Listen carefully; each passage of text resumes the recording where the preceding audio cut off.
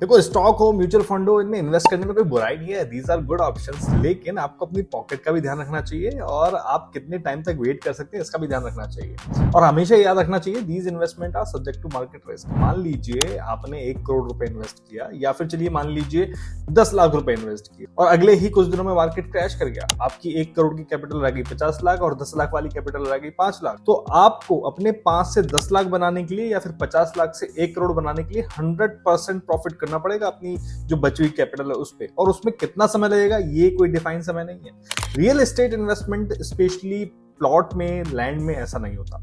Market कितना भी गिर जाए, प्रॉपर्टी के जो रेट्स है ना वो रिलेटिवली स्टेबल होते हैं। मजबूरी में कोई 2-5-10% कम रेट में बेच दे तो वो बात अलग है, लेकिन 50% क्रैश जैसा एग्जांपल आपने भी नहीं आज तक नहीं देखा होगा। रियल एस्टेट में आपको मिलता है एक फिजिकल एसेट, सेफ इन्वेस्टमेंट और एक लेगेसी जो आप अपनी नेक्स्ट जनरेशन को दे सकते हैं। मार्केट का पैसा कहां से आता है और कहां चले जाता है कभी कभी समझना काफी मुश्किल हो जाता है, पर प्रॉपर्टी आपके सामने होती है, टैंजिबल एसेट है आपका और लॉन्ग टर्म वैल्यू आपको प्रोवाइड करता है। That's why smart investors always diversify and keep land और प्लॉट और प्रॉपर्टी इन देयर पोर्टफोलियो। तो अगर आपके पास डाइवर्सिफिकेशन करने के लिए बहुत कुछ नहीं है तो आप सिर्फ और सिर्फ प्लॉट की तरफ फोकस कीजिए, जो आपको लॉन्ग टर्म में एक बहुत अच्छा एप्रिसिएशन दे सकता है। Thank you.